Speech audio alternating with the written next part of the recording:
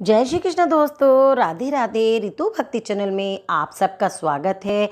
आज मैं आपको बहुत ही सुंदर शिक्षाप्रद कथा सुनाने जा रही हूँ, जिसमें कि शीर्षक है उस कहानी का, भक्त गरीब क्यों होते हैं।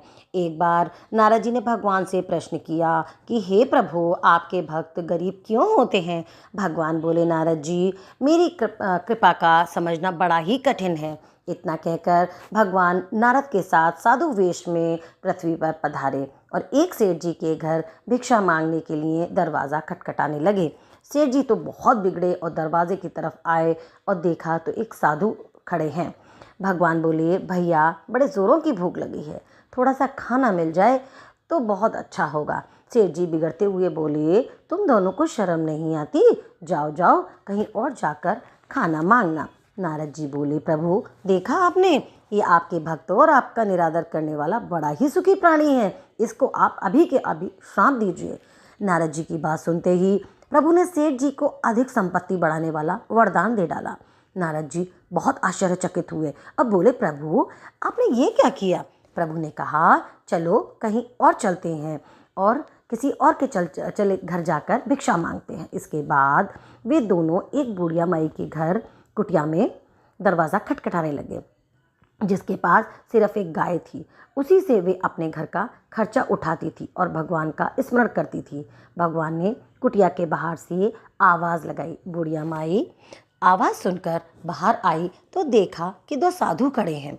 साधुओं ने खाने के लिए याचना की तो बुढ़िया माई दोनों को बैठने के लिए कहती है और 2 गिलास में गाय का दूध लेकर उन साधुओं को देती है और कहा, प्रभु, मेरे पास सिर्फ यहाँ यही है, इसे आप स्वीकार करें। दोनों ने दूध पिया और बुढ़िया माई का धन्यवाद किया। नारद जी ने भगवान को कहा, प्रभु, देखो आपके भक्तों को कितनी बुरी दशा है। ये बेचारी भजन करती है, आपके नाम का स्मरण करती है और हमारा आदर सत्कार भी इसने किया। और क्या चाहिए प्रभु आपको? भगवान ने थोड़ा विचार किया और उसकी गाय को मरने का अभिशाप दे डाला। ये सुनकर नारद जी बिगड़ गए और कहा, प्रभु, ये आपने क्या कर दिया?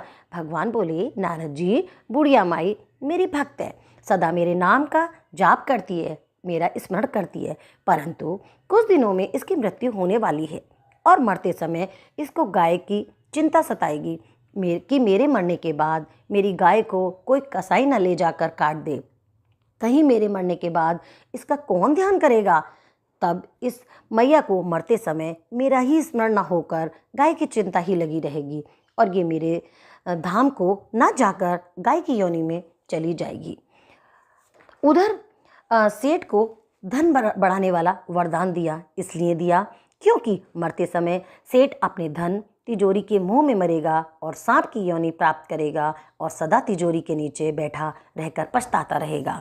तो इस कहानी से हमें ये शिक्षा मिलती है, भगवान हमको ये बताना चाहते हैं कि जिस चीज़ में अति लगाव होता है, मोह रहता है, जीव मृत्यु के बाद उसी योनि को पाएगा और बहुत दुख भोगता रहेगा। अतः आप सबसे मेरा यही निवेदन है कि आप चिंता का त्याग करें और प्रभु का चिंतन करें, सदा उनका स्मरण करते रहें, सदा उनका जाप करता रहें, तो प्रभु की कृपा हम सब पर सदैव बरसती रहेगी। धन्यवाद।